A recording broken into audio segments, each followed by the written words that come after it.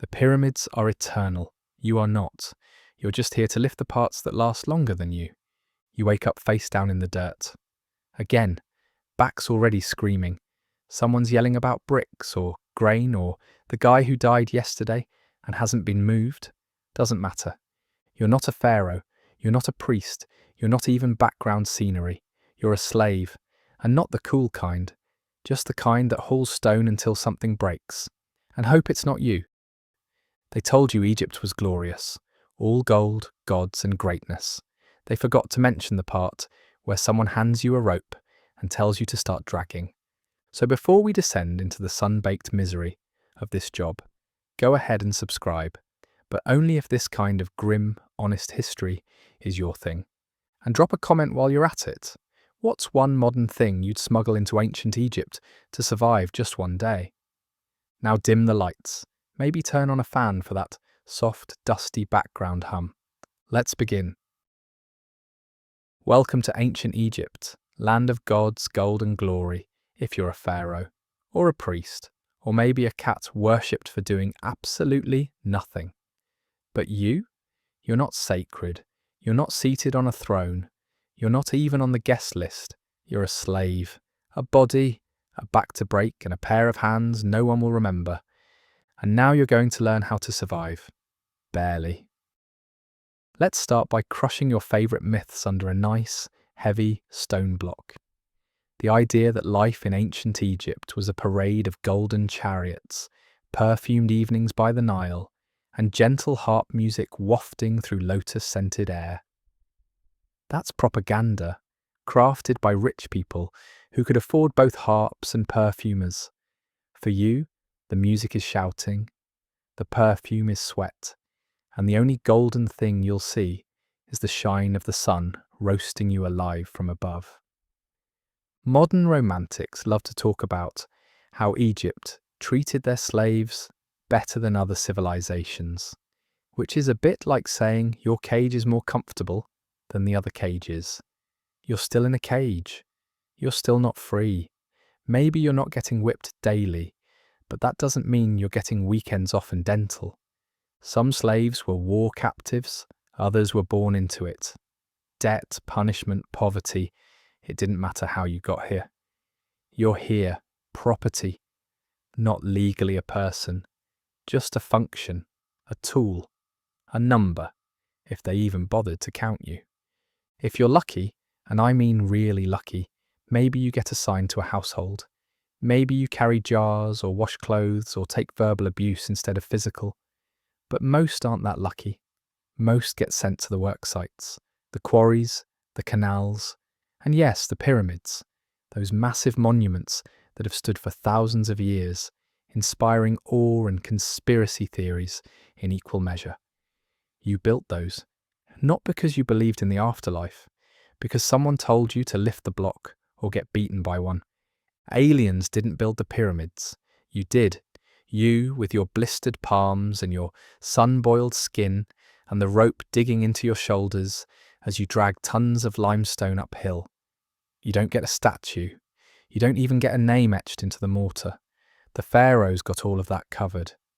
You're just the breath behind the bricks, the ghost in the quarry. The day starts before the sun, not to the gentle chirp of birds, to the sharp voice of a taskmaster or the hard end of a stick.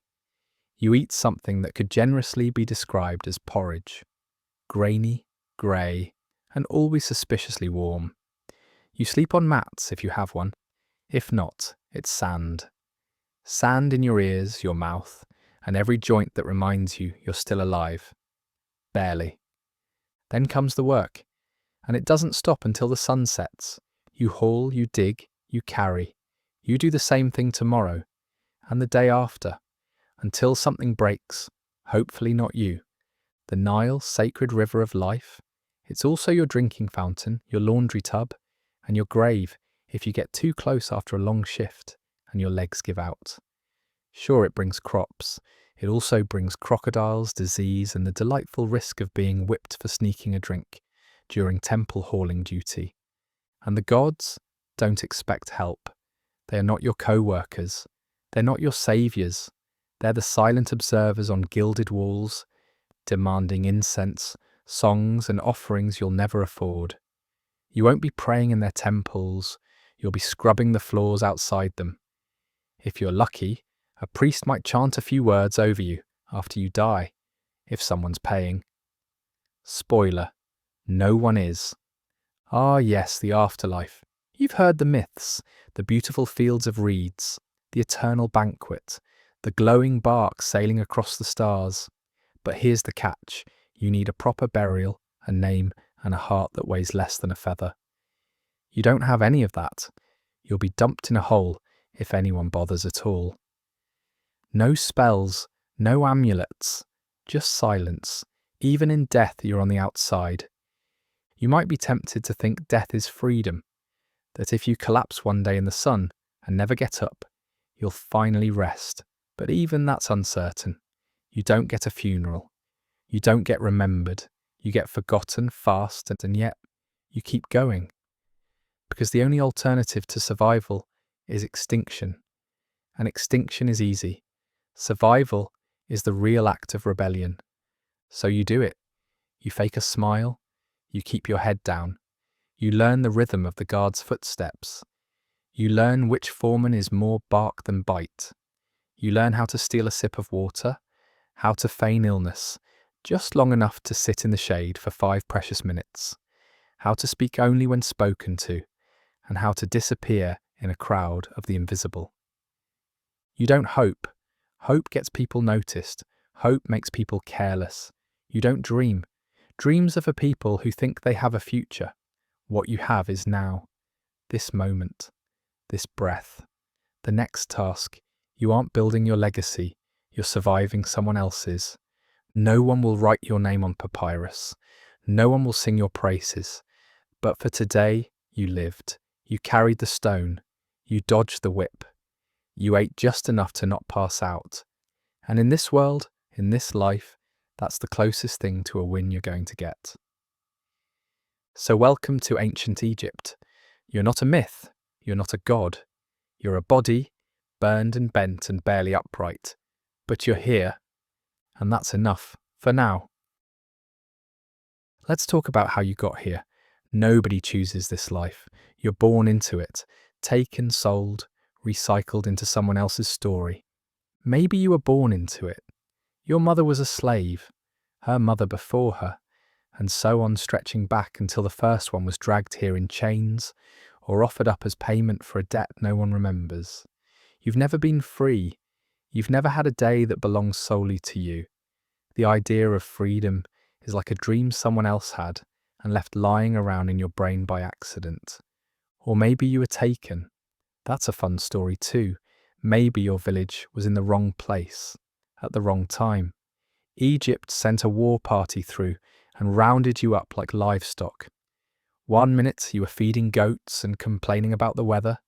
The next you were shoved into a caravan and marched across the desert under armed watch with a rope around your neck, and nothing but questions. You got answers eventually. They just came in the form of orders and bruises. Debt is another path. You owed someone, a noble, a merchant, a priest with a sharp tongue and a long memory. Maybe your father borrowed grain after a bad harvest and couldn't pay it back. Maybe you lost a gamble. Maybe you were simply unlucky enough to be poor in a land that doesn't forgive poverty. So now, congratulations, you're a debt slave. Technically, temporary.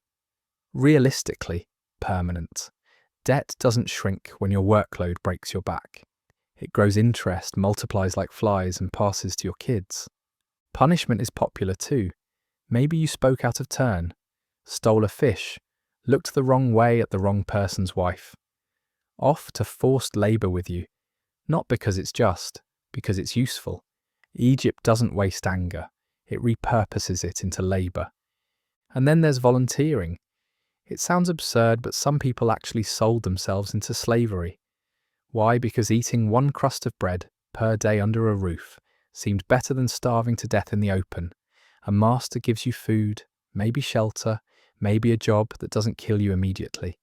And when the world gives you nothing, even that sounds like a deal. But no matter how you arrived, the outcome is the same. You are no longer a person in the eyes of the state. You are a possession, a tool with a heartbeat. Your name might be remembered by your overseer, if you're lucky. If not, you're the one with the limp, or that tall one who fainted last week. You don't get a story. You get repurposed into someone else's. A noble's prestige, a priest's offering, a pharaoh's tomb, a scribe's ledger. If you're skilled, say you know how to read, carve stone, or weave with unusual speed, you might be placed somewhere marginally less horrifying. You could be part of a temple workshop, or an estate crew. That's like being a well-kept hammer. Still used, still owned, but less likely to be left in the rain. You're still working under surveillance, still replaceable, but maybe you get better scraps at dinner. If you're unskilled, young, or unlucky, you're going to the hard sites, quarries, fields, canal digs, tomb works. These are places where people are ground down like stone and replaced like tools. No one's checking for birthdays out here. If you can carry a block, you're working. If you can't, they'll push you until you can, or until you die. Either solves the problem. There is no caste among slaves, just varying levels of misery. The lucky ones whisper to the unlucky ones at night, offering advice, passing tricks for dealing with thirst, heat, guards. That's the closest thing to mentorship you'll get. And don't think about your old life, if you had one. Memories are sharp things out here. They cut. A father's voice, a child's laugh, the smell of your old cooking fire. These are the soft edges that get sanded off first. Because out here, softness is dangerous. It distracts, it weakens, and the only thing worse than being a slave is being a sentimental one. Occasionally, someone dreams of rising, escaping, buying freedom. These aren't lies exactly. They're just rarer than rainfall in the high desert. It can happen. A master dies and leaves you manumitted in their will. A priest takes pity. A job goes so well someone gives you a certificate of release. But don't count on it. Don't let the stories fool you. They're told for comfort. They exist so someone can say, "See? It's not all bad. Maybe you too can be special." They are the same kind of illusion as the afterlife, something to keep your feet moving. There's no dignity in how you got here, and there's even less in pretending it's fair. But that doesn't mean you fold. That doesn't mean you break. It means you get smart. You listen. You learn. You memorize the guards' habits, the shift rotations, the quiet spots behind the granary where no one watches if you need to sit down for a breath. You find allies, not friends, never that, but other survivors. People who understand the unspoken code. Don't snitch. Don't steal food. Don't talk back unless you're bleeding and need someone to notice. You learn how to take punishment with your mouth shut, how to avoid eye contact, how to look busy while resting, how to mutter prayers to gods you no longer believe in, just to make the overseers think you're humble and harmless. Because survival in this system isn't just about strength, it's about invisibility. It's about becoming small enough to avoid the whip and useful enough to avoid the pit. You are not a name, not yet. You're a task, a number, a shadow, under a block of limestone. But you're breathing, and for now, that's enough. Let's talk about the lie they tell you when they need your body, but not your future. You were told there'd be coin. Not a lot, of course. No one's pretending this is a career, but enough to get by. Enough to maybe, someday, buy your freedom. That's the lie. That's the story you were fed, and like a fool choking on dry porridge, you swallowed it. Because what really happens is this. You get paid in promises, in half smiles, in when this project is done, or when the scribes settle accounts, or when the overseer remembers your name. Which, spoiler, he doesn't. To him, you're just that one with the limp, the one who talks too little, the one who bled all over the grain sacks and still didn't die. He's not counting your days worked. He's not counting anything except how many more bodies he needs to hit quota before the sun goes down. And that tiny bit of silver you were expecting, if it comes at all, it arrives shaved thin and delivered late, usually handed off like a dirty secret at the end of a long shift when you're too tired to protest. Sometimes it's actual coin, sometimes it's a scrap of bread, sometimes it's just the privilege of not being beaten that day. Welcome to your benefits package. There's a myth that good work gets rewarded. You've heard it whispered, maybe even shouted from someone freshly branded and optimistic. Work hard, keep your head down, and you'll earn favour. But favour is a trick.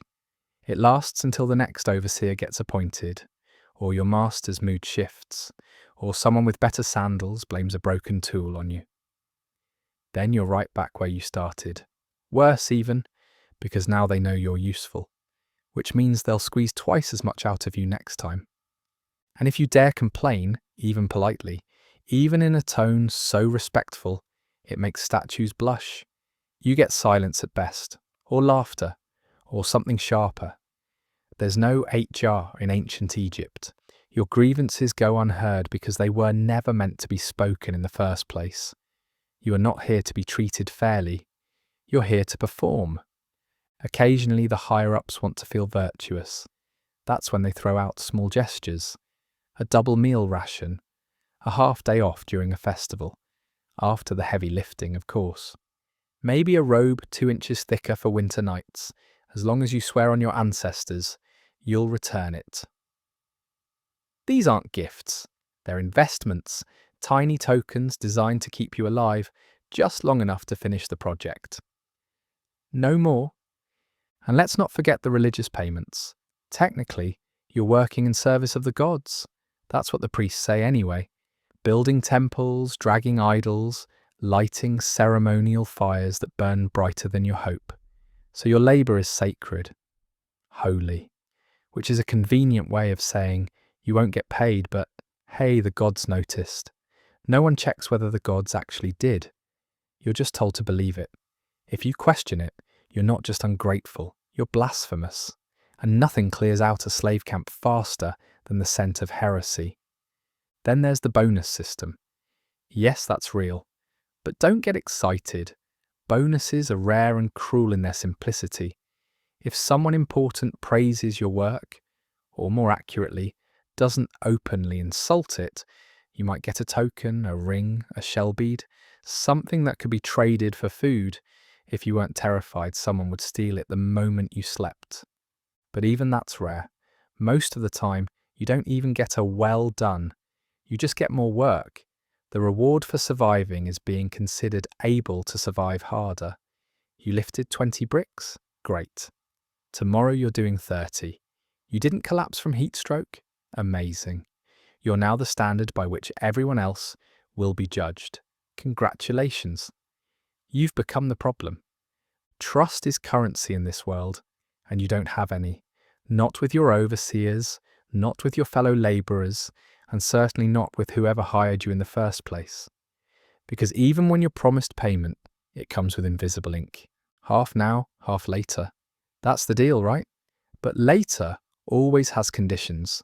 Later, when the task is verified. Later, when the scribe confirms it. Later, when someone checks your measurements, or the priest inspects the work site, or the noble decides he remembers authorizing this in the first place.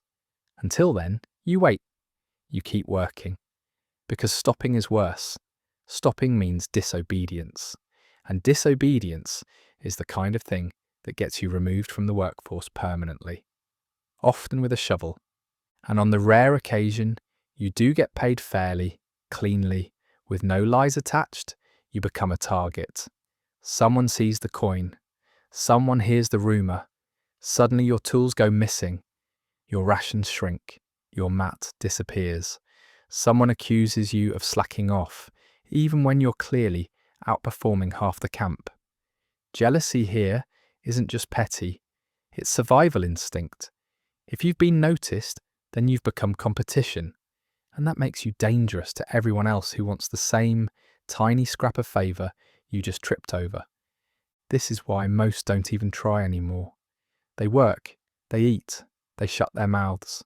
They tuck away any payment into a crack in the wall and forget it exists. Because spending it might get them robbed, saving it might get them envied, showing it might get them killed.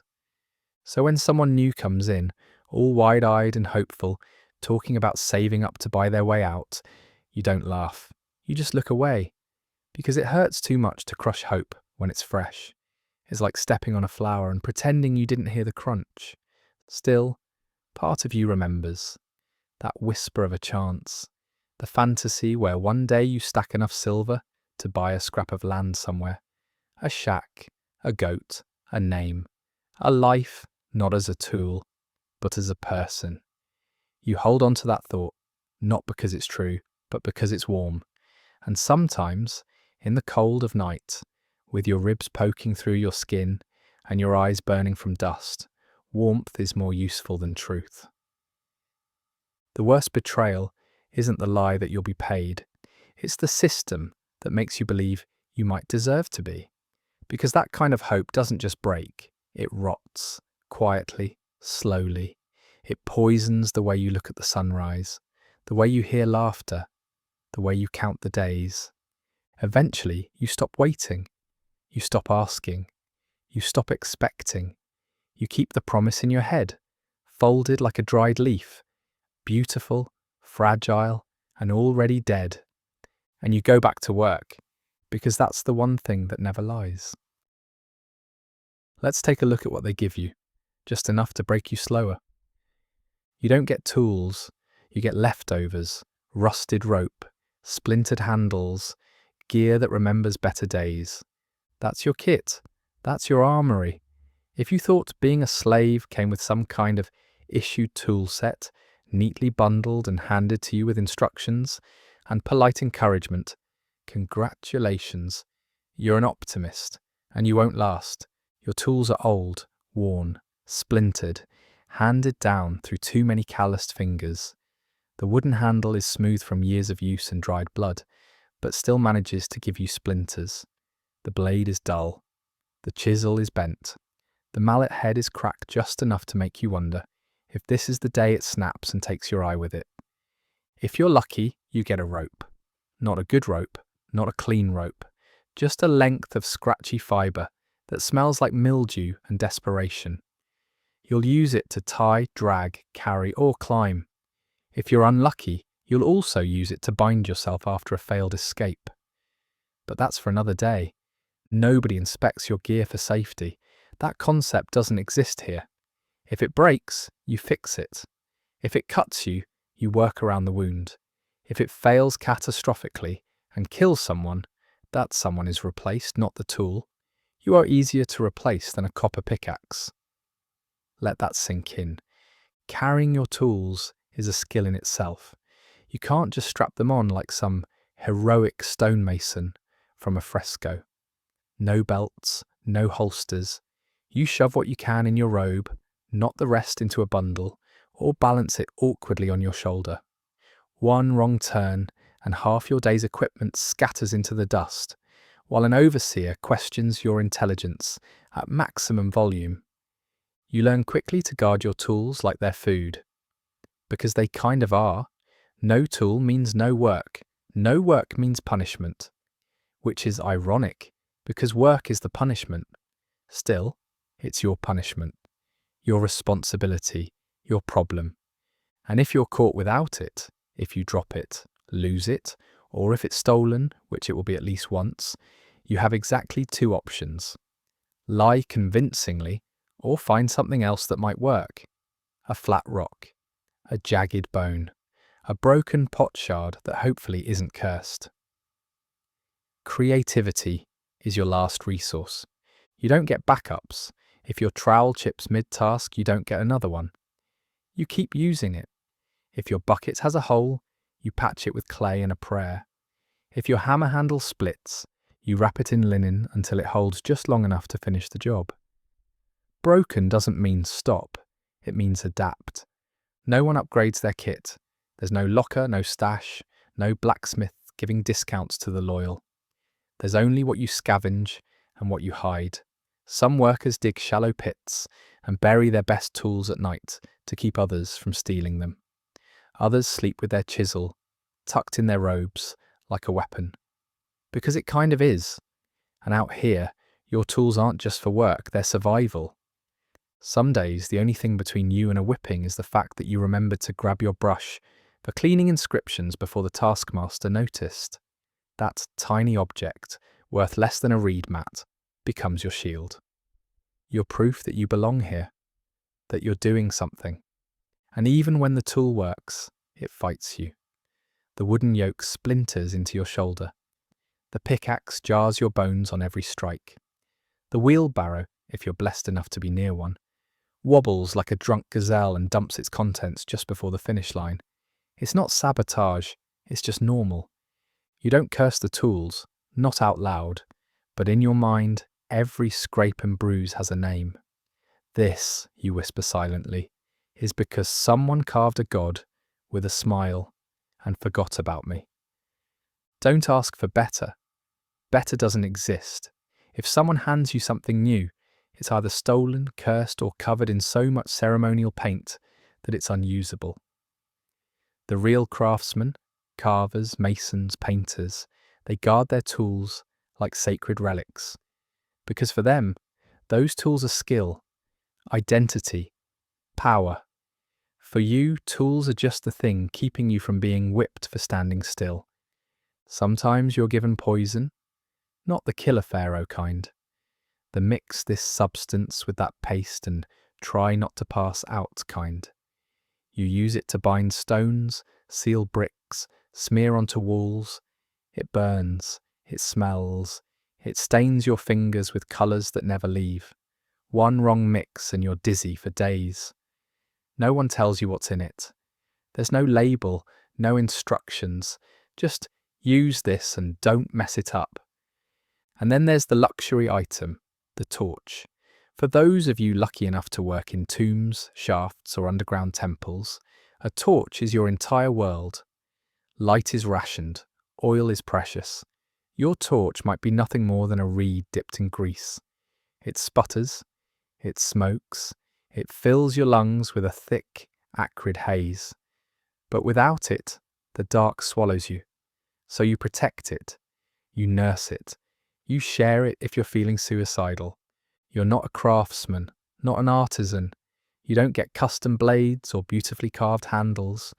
You get what's left behind when someone more important finishes their shift. And even that you have to fight for. And yet you carry your tools like they matter. Because they do. Not because they make you powerful, but because they're the only thing in this world that doesn't scream at you. They don't judge. They don't hit.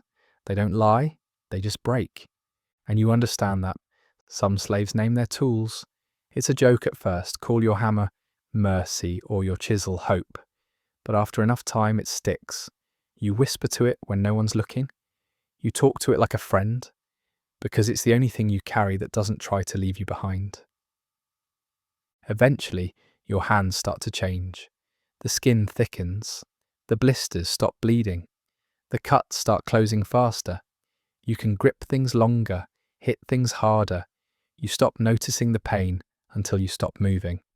Then everything screams at once. So you don't sharpen your tools often. When you do, you steal time to do it. Late at night, early in the grey dawn, before anyone notices you're not at your post. You rub metal on stone, or stone on stone, or whatever you can find that seems less dull than the tool you're fixing. It's not elegant, it's not pretty, it just works. Just like you. The truth is the tools aren't really for building anything. Not for you. You're not creating monuments. You're not shaping eternity. You're surviving. One cracked mallet at a time. No one will remember your tools. They'll remember the temple, the tomb, the pharaoh, but not the hands that held the chisel, not the cracked fingers that lifted the last stone. That's fine, because the tools remember. And as long as you can grip one, as long as you can keep moving, you're still here. Still working, still alive. Let's step back. Look at the monuments, the scale, the silence, and what they cost. You're not building for yourself. You're building for someone whose face you're not even allowed to look at. Sometimes it's a temple, giant, sprawling, blinding white when the sun hits it, rising like it's trying to scrape the sky. You don't know who it's for at first. The god's name comes later, if at all, scrawled on some scroll far out of your reach. Doesn't matter. You just move rock.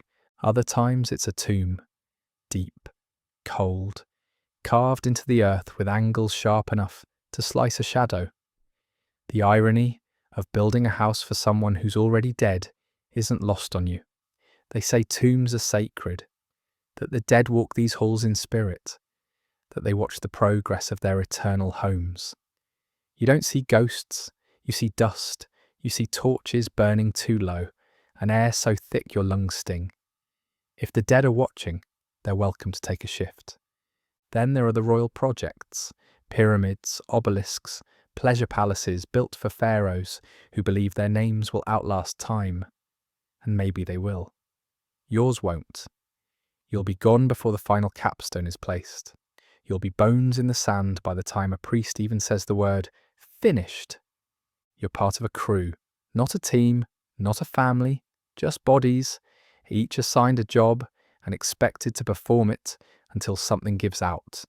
You dig foundations, pour mortar, drag blocks, stack bricks. The process never ends. One structure completes, another begins. There's no ceremony, no well done, just the next site, the next pile, the next day. You work in heat so intense it bends light. The air shimmers. Your sweat doesn't even drip anymore. It just evaporates. Your sandals disintegrated months ago. You're barefoot, toes split, nails black with impact and rot. You still walk, still carry. You're not always working in the open either. Sometimes you're stuffed into shafts where the ceiling brushes your back and the floor slants toward despair. You wedge into spaces that don't deserve to be called corridors, dragging stone through tunnels that echo with the breathing of a dozen desperate men. One torch, maybe two.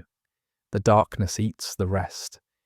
And there's always someone watching, not in the helpful way, not in the let me check your measurements way, in the step slower, and I'll make an example of you way. Overseers carry sticks not to support their stride, but to extend their reach. You learn quickly. Sound is worse than sight. It's not about whether they see you slack off. It's whether they hear that you did. Quotas are holy here, not in the sacred sense, in the terrifying sense. If your crew fails to meet the day's number, blocks moved, lengths dug, bricks stacked, it doesn't matter why. Someone's punished. Might be you. Might be the guy next to you. Doesn't matter. Pain is the invoice for inefficiency. Sometimes there are accidents, real ones. A miscut block falls and crushes a foot. A tunnel caves in. A wheel shatters and takes a hand with it. There's no investigation, no concern. You're not part of a workplace, you're part of a result. If someone dies, the project continues. If enough people die, the overseer gets reassigned. Not fired, just moved, like furniture, like you. There are workers more skilled than you. Carvers, painters, stone polishers who can make a block gleam like moonlight. You don't hate them. Not really. Their hands are just as raw, their eyes just as empty. Maybe they get better rations. Maybe they get a nod of recognition from a foreman. But in the end, they're still slaves. Their art is just a fancier cage. Sometimes when the day is almost done and the sun slips behind the edge of the desert, you look at what you've built and feel nothing. Not pride, not hate, just distance. It's strange to work so hard on something that doesn't belong to you, something you're not even allowed to enjoy. You'll never step inside the temple once it's done. You'll never pray in its chambers. You'll never walk the halls of the tomb you hollowed. Your job is to make beauty for people who think you're invisible. There are stories, always stories, that some structures were cursed, that the workers whispered spells into the walls, curses that would haunt their masters. You want to believe it. You hope it's true. But curses don't stop whips. They don't break locks. And if revenge ever comes, it's not in your lifetime. You've heard it said that pharaohs build to be remembered. That's the point. Immortality through stone, legacy through architecture. They etch their names in every block, like it'll anchor them to the world. But there are no names carved for you, no built by the hands of Achem the labourer, or this brick laid by Citra, daughter of dust. You are the breath behind the monument, forgotten even as you live. Once in a while, you pass a wall with names on it. Scribes love names, names of kings, names of gods, names of important men who funded things. You read them, if you know how, and wonder what it's like to live forever in ink. Then you walk on. You build things you'll never touch, never enter, never own. And still you build. Because the structure matters more than you. Because the stone has more permanence than your bones. Because this is what survival looks like. Making greatness for someone else. Then fading before anyone can ask who helped. You don't build for the glory. You build to stay alive. And when it's done, when the last stone is in place, and the priests come to bless it, and the nobles come to admire it, you'll already be on the next project, sweating, hauling, forgotten, and the world will marvel at what was built, never at who built it. Let's pretend, just for a second, that you think you can run. Everyone thinks about running. That's how you know they're still new. The idea slides into your head late at night, when your body aches in places you didn't know had nerves, and the air is just cool enough to remember what peace might feel like. Escape. Just that word alone is enough to set your pulse climbing. What if you ran? What if you slipped away during the changing of the guard? What if you vanished into the reeds by the river and started walking until the world turned into something else? The thought burns hot and fast, but it never stays. Because deep down, escape is a story slaves tell themselves to survive, not a thing they actually do. The desert sees everything. You think it's empty, but it's not. It's loud. Every footstep, every breath, every shift in sand echoes like a shout. And the sky doesn't protect you. It watches. The sun pins you in place like an insect under glass. There's no cover, no shade, just heat and distance and the long, horrible knowledge that if you fall, no one will find you. No one will look. The Nile might seem like a better option. There are reeds, boats, places to hide, until you remember the guards. They patrol. They count heads. They spot absences like hawks spot mice. And if one slave is missing, everyone suffers. That's the rule. Punish the many to break the one. So if you go, you're not just risking your life. You're offering up everyone you worked beside to pain you won't even be around to see. That's what makes escape worse than impossible. It makes you a traitor. But let's say you do it, somehow. You wait for the chaos of a festival. You memorize the guard rotations. You fake an injury, limp behind a column, and slip into the shadows like a whisper. You run. You make it out. Then what? You have no food, no shelter. You can't walk into a village. You're branded or bald or scarred, or just out of place enough to make everyone start asking questions. You don't have papers. You don't have coin. You don't have a name anyone wants to say aloud. You are nothing but a stolen breath in someone else's system. You don't belong anywhere. Maybe you try to join the nomads, the Bedouin, the desert folk, people who live by their own rules. Maybe you think they'll welcome you. But why would they? You bring nothing. You know nothing. You are a risk, a mouth, a story, a heatstroke liability. They turn you away. Or worse, they turn you in. Because there's always a reward. That's the other side of escape. You become valuable in the wrong way. A few copper coins for the return of a runaway slave. And if you're lucky, you're only beaten. If you're unlucky, your fate is used as a lesson for others. Public, creative, unforgettable. There's a ritual for return, a parade of shame. You're dragged back, stripped, lashed, marked. If you weren't branded before, you are now. If you were branded before, they make sure the scar is deep enough this time to write its own sermon. From then on, you are a warning, not a person. There's no redemption for trying to be free. No one thanks you for your courage. No one respects your effort. You are stupid, reckless, selfish. That's the story that gets passed down in whispers. They don't say your name anymore. They say, that one who ran, and everyone else learns the lesson without having to feel the lash. That's why you don't run. Not because you're weak, because you're awake. Still, sometimes people try. Desperation turns men into myths, even if only for a moment. You hear the stories passed from mouth to mouth like smuggled fire. One man vanished into the cliffs and became a bandit. One woman walked the Nile south and became a priestess in Nubia. A young boy stole a guard's uniform and walked out the front gate. They're all lies, or if they're true, they're the kind of truth that gets a dozen others killed trying to follow it. Hope is dangerous out here. It spreads, infects. Escaping once would be a miracle, but escaping twice, that would mean the system doesn't work, and the system doesn't tolerate failure. So they close every path, they double the watch, they tighten the quotas, they preach about loyalty and duty and divine will, but mostly they make sure no one forgets what happens when someone tries to leave. Even if you never try, the fear of it stains you. You're watched differently, treated differently. If you work too hard, too quiet, too focused, they suspect. If you ask questions, they suspect. If you speak too little, or too much, or not at all, they suspect.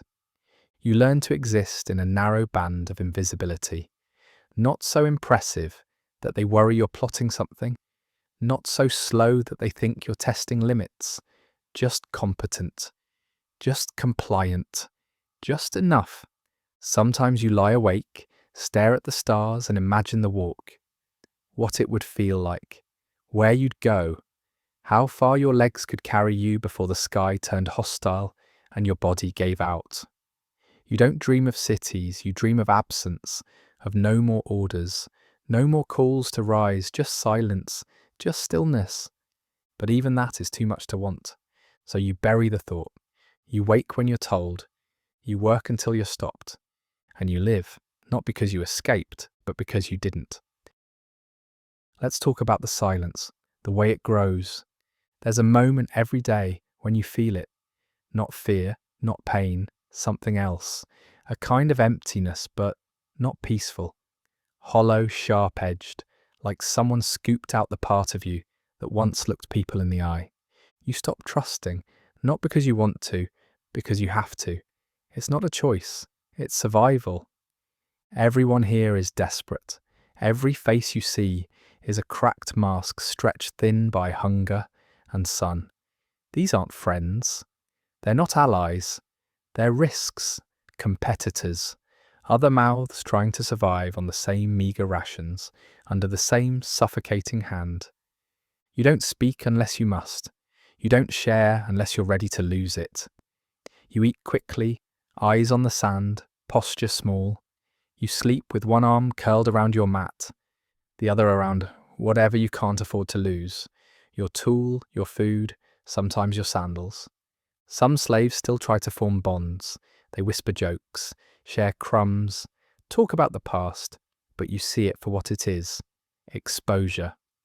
Hope on display. You keep your distance, because when people break, they don't break quietly. They drag others down with them. A friend lashes out. A brother steals from you. A woman you thought was kind tells a guard about the food stash under your mat, just so she can get her extra scoop of lentils. You're not angry when it happens. Not really. Anger requires energy. You just adjust. Take another mental note. That one talks too much. That one watches too closely. That one looks at the guards like he's memorizing faces. And then there are the guards themselves. The real reason you keep your head down. They don't all beat you. That's a myth. Some of them never lift a hand. They don't have to. They've learned the real power, unpredictability. One moment, they're silent. The next, they're shouting, pulling someone out of line, punishing a mistake that no one understood, as a rule. It's not about justice, it's about tension.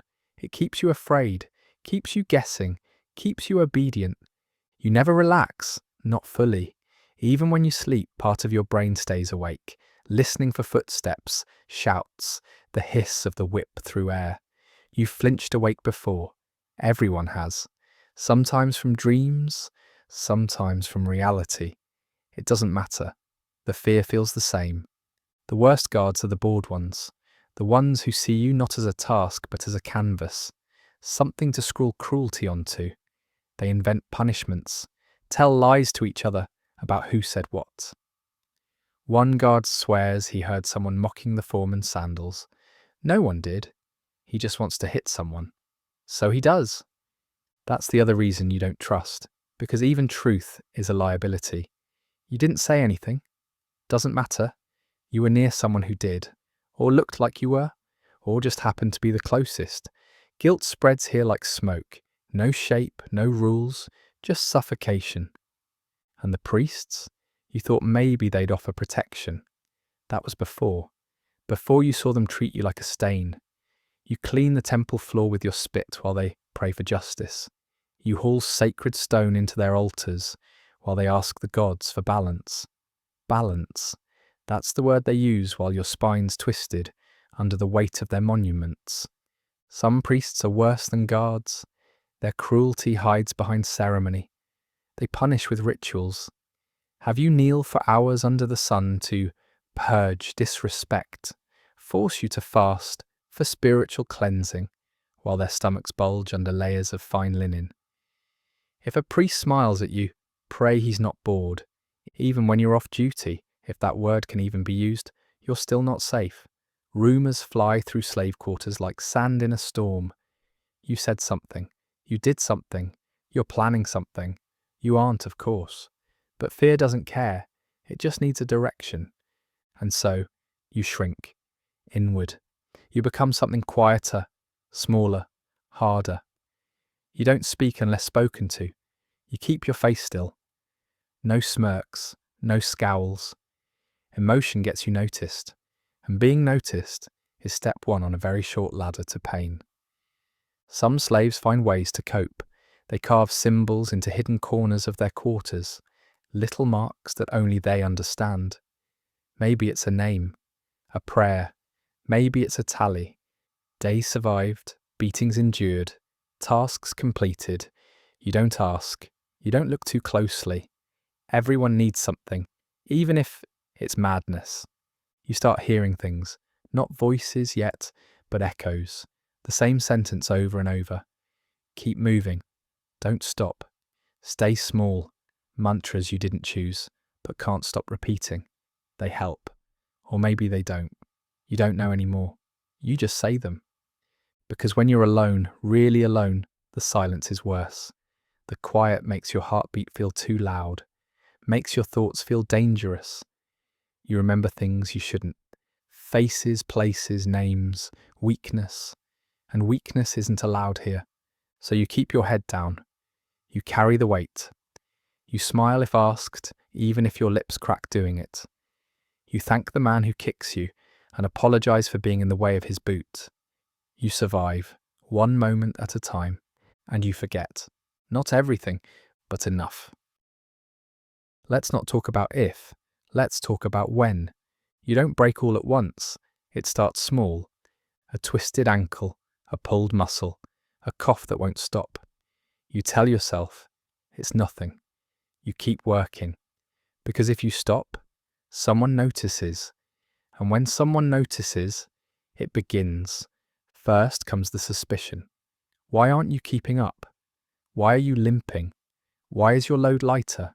You try to explain, but explanation is dangerous. It sounds like an excuse, and excuses smell like rebellion. Then come the punishments, small at first, a slap, an extra hour tacked onto your shift. But it escalates, because weakness spreads. That's what they say. If one person slows, everyone slows. And that can't be allowed.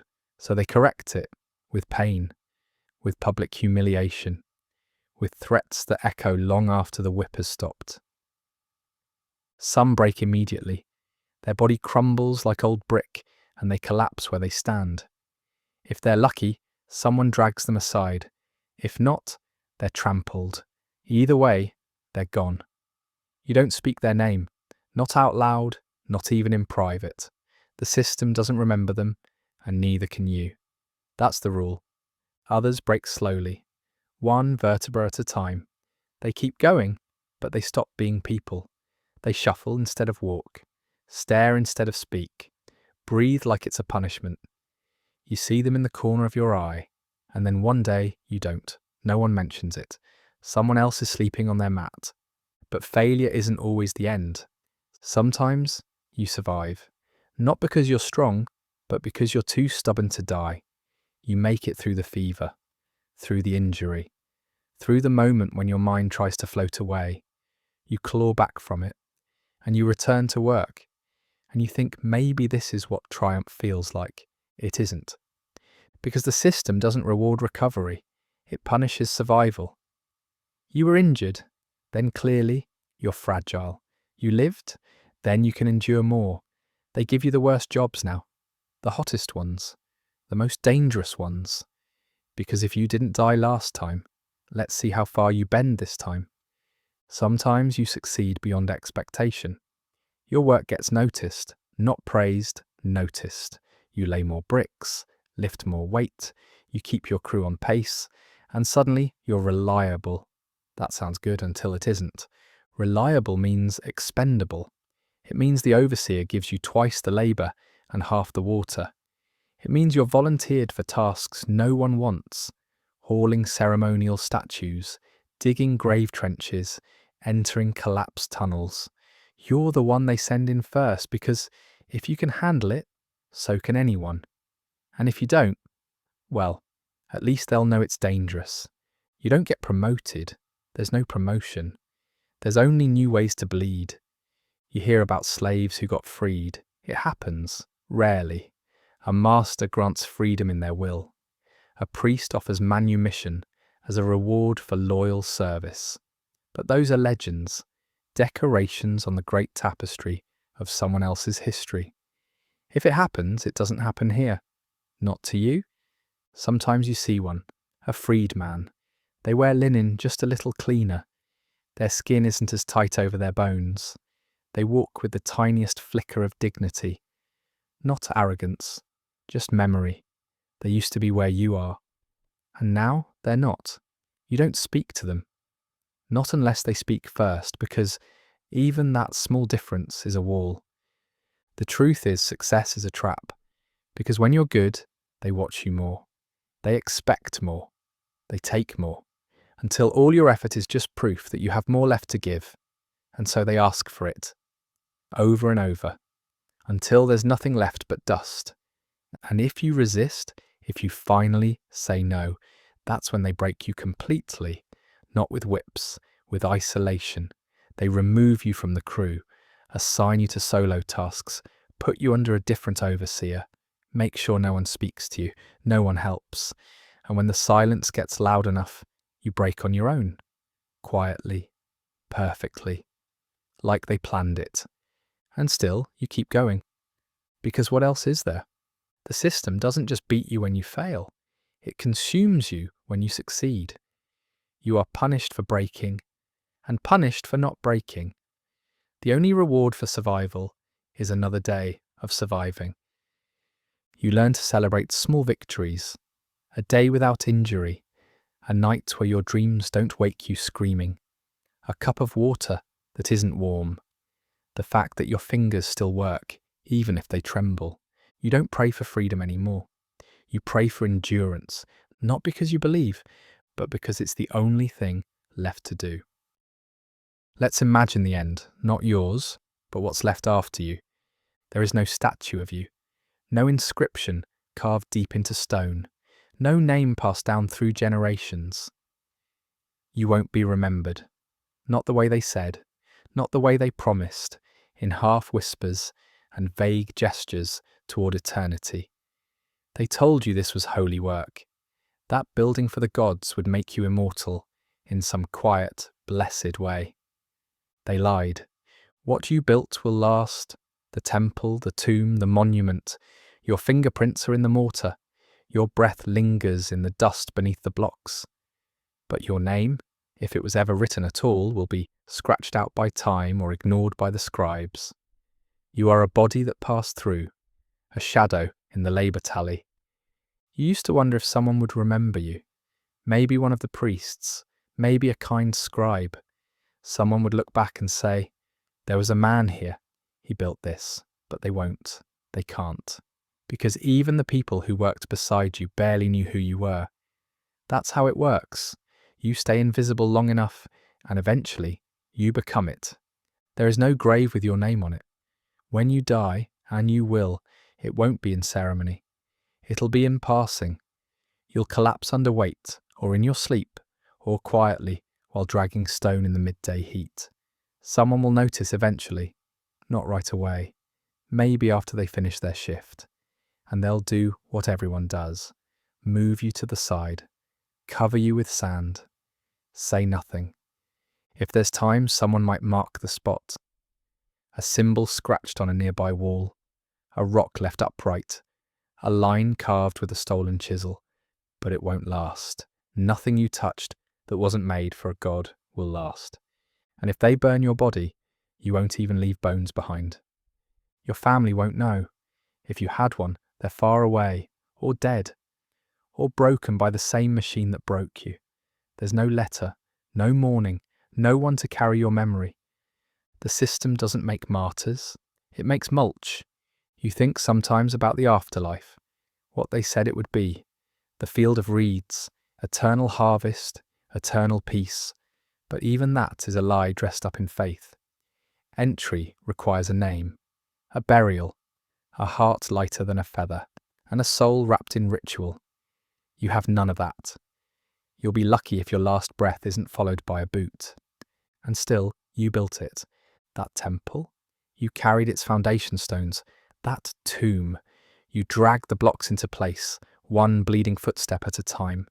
The pharaoh's name will shine for centuries, etched in obsidian and gold. Tourists will marvel. Scholars will study. No one will ask who lifted the damn thing into place. But you'll know.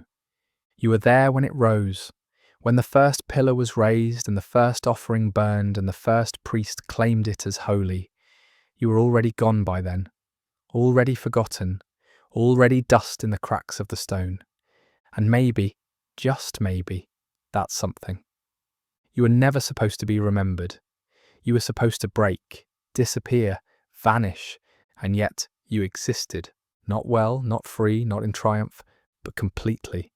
You lived each moment in full, in pain, in endurance, in silence. You saw the sun rise red and hateful, and you rose with it. You walked with broken feet. You carried what kings could not. You lasted.